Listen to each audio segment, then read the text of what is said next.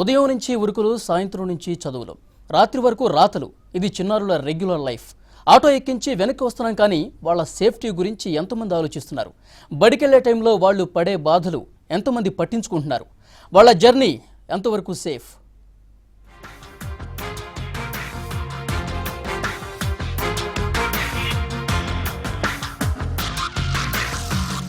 Bell మోగుతుందని భయం, sir కొడతాడేమోనని tension, గేట్లేస్తే ఎలా అనే ఆలోచన, ముందే వెళ్లాలని తపన. దీనికి తోడు తల్లిదండ్రుల తొందర, ఆఫీసులకు పనులకు వెళ్లాలని పెద్దోళ్ల ఆరాటం. వీళ్ళని ఎలాగైనా బడిబండి ఎక్కించాలని కోరిక. అన్ని గ్రామాలు, అన్ని పట్టణాలు, అన్ని నగరాల్లోనూ ఉదయాన్నే కనిపిస్తున్న హడావుడి ఇది.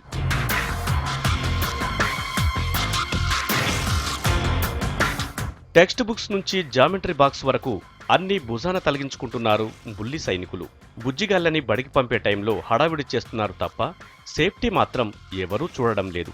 ఆటో వస్తుందని తొందర, వచ్చిందని సంతోషం, టైంకి ఎక్కించామని ఆనందం. మరి భద్రత ఏది? ముగ్గురు కూర్చునే ఆటోలో 15 మంది చిన్నారుల్ని బస్తాలో కుక్కినట్లు కుక్కి స్కూల్కి పంపిస్తున్నాం. వాళ్ళు ఎలా వెళ్తున్నారు? ఆటో కండిషన్లో ఉందా? ఆటోలో అసలింతమంది వెళ్ళొచ్చా అనే ఆలోచించే వాళ్లే లేరు. అసలు టైం కూడా లేదు.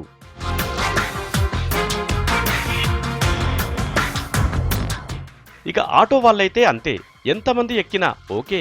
బ్యాగులతో పాటు పిల్లలు కూడా ఆటోకి వేలాడుతున్నా జెట్ స్పీడ్తో వెళ్తుంది. కటింగులిచ్చుకుంటూ రయ్యమని వెళ్తుంది బండి. డొక్కుబండి కూడా డోంట్ కేర్ అంటూ పరుగులు పెడుతుంది. మళ్ళీ ఓ ట్రిప్ వేయాలని కిరాయి కోసం కక్కుర్తి పడుతున్నారు ఆటో వాలాలు.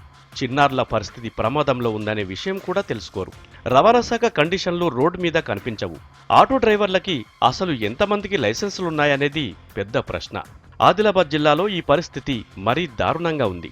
టౌన్లు, గ్రామాలు అనే తేడా లేకుండా పిల్లల్ని లగేజిల్లా ఎక్కిస్తున్నారు ఆటో వాలాలు. ఆటో రిక్షా వాళ్ళు కూడా అధిక విద్యార్థులని ఎక్కువ లోడ్ తోటి తీసుకుపోవడం జరుగుతుంది.